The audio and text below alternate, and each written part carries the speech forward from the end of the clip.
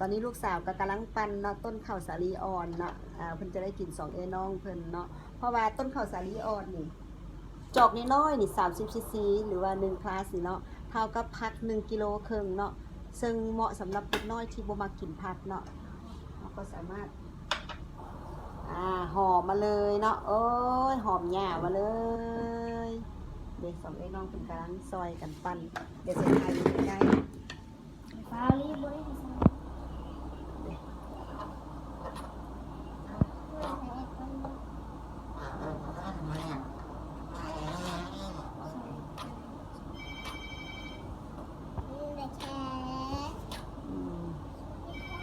กำลังออกมาเนาะน้ำเนาะซึ่งการบานาปั้นของเฮาต้องเป็นเครื่องปั้นสกัดเย็น เห็ดด้วยมือ หยุดเลยแบบเห็ดด้วยมือ กับอัดเรา